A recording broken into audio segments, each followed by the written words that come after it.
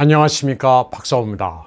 마크롱 프랑스 대통령이 우크라이나 위기를 논의하기 위해 모스크바로 날아가 푸틴을 만났습니다. 푸틴과 마크롱은 5시간 넘게 회담을 가졌는데 무려 4m나 되는 테이블에 마주 앉았습니다. 두 사람 간의 안전거리가 4m였습니다. 프랑스 언론들은 이를 두고 마크롱이 푸틴에게 아이 취급을 받았다고 비판했습니다. 베이징에서 푸틴이 시진핑과 가까이 서서 포즈를 취한 것과는 아주 대조적입니다. 회담을 마친 뒤 푸틴은 마크롱과 함께 기자회견을 했습니다. 이 자리에서 푸틴은 우크라이나가 나토에 가입하거나 크림 반도를 무력으로 되찾으려 한다면 유럽은 러시아와 전쟁에 들어가게 된다고 경고했습니다. 그는 또 나토 전체와 러시아의 군사력은 비교조차 할 수 없으며 러시아는 세계 최강 핵 보유국 중 하나라고 말했습니다. 그리고 수적으로도 러시아 핵무기는 그 어느 나라보다도 우위에 있다면서 핵 전쟁에 승자는 없다고 경고했습니다. 그러면서 원치도 않은 전쟁을 할 거냐? 여기 있는 마크롱 대통령도 그런 식으로 사태가 전개되는 것은 원치 않을 것이라고 말했습니다. 푸틴은 자신도 전쟁을 원치 않는다면서 그 때문에 마크롱이 6시간 가까이 자기를 붙잡고 질문을 하면서 확약을 받아내고 해결 방법을 모색했다고 말했습니다. 그는 마크롱의 수고가 대단히 많았다면서 모두를 만족시키는 타협 방안을 찾겠다고 말했습니다. 푸틴은 또 러시아는 나토 방향으로 움직이고 있지 않지만 나토는 러시아 쪽으로 확장을 꾀하고 있다면서 러시아의 당연한 대응을 두고 공격적이라고 말하는 것은 상식에 맞지 않다고 강조했습니다. 그러면서 크림반도는 명백하게 러시아 연방 영토라면서 우크라이나는 러시아를 적으로 간주하고 있다고 말했습니다. 푸틴은 다시 한번 러시아의 레드라인을 밝혔습니다. 푸틴은 베이징에서 9시간 동안 머문 뒤 급거 귀국했습니다. 베이징에서는 타이완 독립을 반대한다는 말로 시진핑의 면을 세워주고 반대급부로 나토의 동진을 반대한다는 시진핑의 입장 표명을 얻어내는 성과를 거뒀습니다. 우크라이나 사태로 인해 반러 입장을 표하는 유럽 국가들은 일시적이지만 반중 입장으로 돌아서게 됐습니다. 미국은 우크라이나 위기와 관련해 3천 병력을 동유럽에 증파한다고 발표했습니다. 3천 병력은 사실 신용만 하는 겁니다. 또 8천 병력을 추가로 대기시키겠다고 했습니다. 하지만 서태평양에는 2척의 항공모함과 2척의 양육 강습함을 배치했습니다. 바이든의 중점은 역시 아시아 태평양에서 중공을 포위하는 데 맞춰져 있습니다.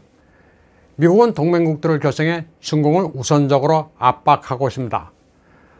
바이든은 5월 하순 일본에서 쿼드 회담에 참여할 예정입니다.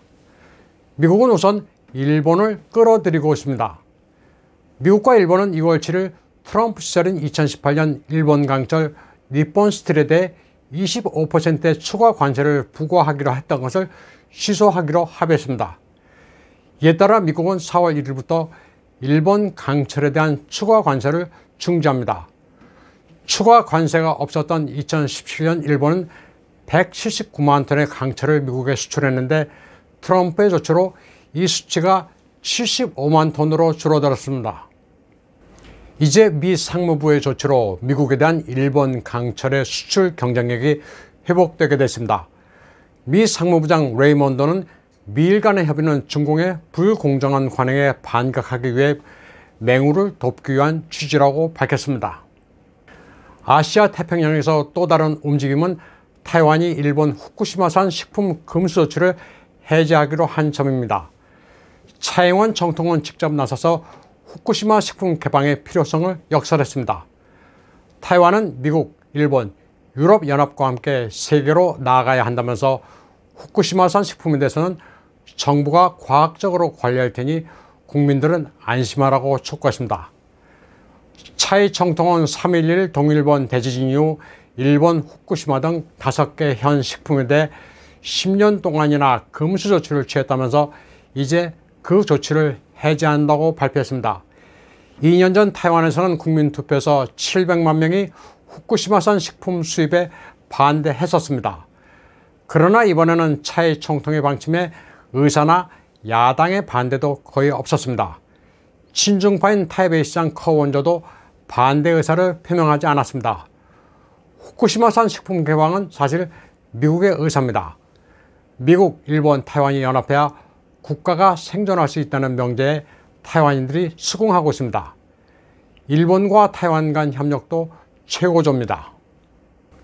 TSMC는 큐슈 쿠마모토 인근의 키쿠요마치란 인구 4만의 마을에 입주할 예정입니다.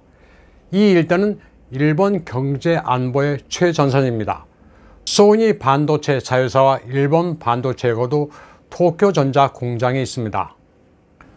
쿠마모토현은 이곳에 입주하는 TSMC를 위해 JR 철도 노선을 쿠마모토 공항에 직접 연결시키는 역까지 신설하는 방안까지 고려하고 있습니다. 타이완과 일본은 경제 안보 공동체로 똘똘 뭉치고 있습니다. 아베 신조 전 총리가 타이완 유사는 일본 유사, 미일 동맹의 유사라면서 아주 강력한 대중공 메시지를 발신한 것과 같은 맥락입니다. 일본 강철에 대한 미국의 추가 관세 폐지와 후쿠시마 식품에 대한 타이완의 시장 개방은 독립적인 것처럼 보이지만 사실 연계되어 있습니다. 이는 미국, 일본, 타이완이 아시아의 맹우로 단결해 중공에 대해 공동 대처한다는 신호입니다. 월스트리트저널은 2017년 트럼프가 중공을 견제하려 구상했다가 중도 탈퇴한 TPP 구도를 되살려 아시아 태평양 경제 프레임워크를 구상하고 있다고 보도했습니다. 디지털 무역, 서플라이 체인, 그린 테크놀로지가 막마된 대중공 경제 포위망을 정비한다는 겁니다. 토니 블링컨의 움직임도 우크라이나 쪽보다는 아시아 태평양에 맞춰져 있습니다.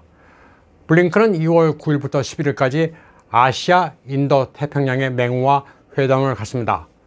우선 호주에서 쿼드 외무장관 회의에 참석하고 피지에서 태평양 섬나라 지도자와 만납니다. 미 국무장관이 피지를 방문하는 것은 1985년 이래 처음입니다. 남태평양의 피지는 호주의 방어선입니다.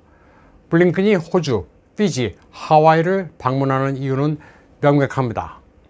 팔라우 마셜군도 미크로네시아 연방 간의 미래자유연합협정을 촉진하기 위한 겁니다. 2023년, 24년이면 이들 국가 간의 협정이 만료됩니다. 미군이 현재 이들 섬에 수둔하고 있는데 섬 나라들 상호 간 방위협정 체결이 여의치 않은 상태에서 미군이 철수하면 그 틈을 중공이 치고 들어올 게 뻔합니다. 그래서 이들 섬나라의 방위를 책임진 미국으로서는 연합협정을 갱신할 필요가 있습니다. 그리고 하와이로 건너가 일본, 한국 외교부장과 북한 문제를 토의합니다. 바이든이나 블링컨이나 유럽에 대해서는 변죽만 올릴 뿐 그다지 긴박하지 않다는 모습을 보여주고 있습니다. 그들의 시선 대부분은 아시아로 향하고 있습니다. 주일 미군 사령부도 2월 7일 트위터를 통해 칼빈스호 갑판에 전투기들이 만재되어 있는 사진을 올렸습니다.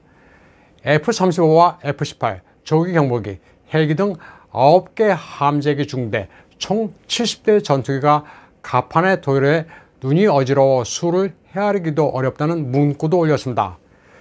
미 해군 함대는 두 곳에서 군사훈련을 벌였습니다. 첫 번째로 필리핀 근해에서 강습 양육함 에섹스와 항모 링컨호를 동원한 훈련입니다.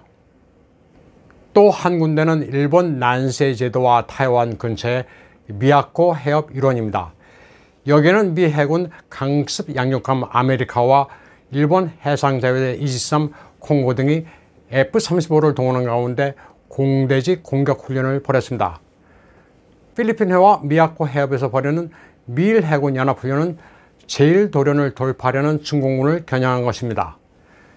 미국은 유럽과 아시아 두 군데서 전쟁을 수행하기는 무리입니다. 우크라이나 위기를 조장한 것은 성동격서라고 하기에는 이해할 수 없는 측면이 있습니다. 역시 미국으로서는 중공이 제1의 적입니다. 오늘 방송은 여기까지 하겠습니다. 시청해주신 여러분 감사합니다.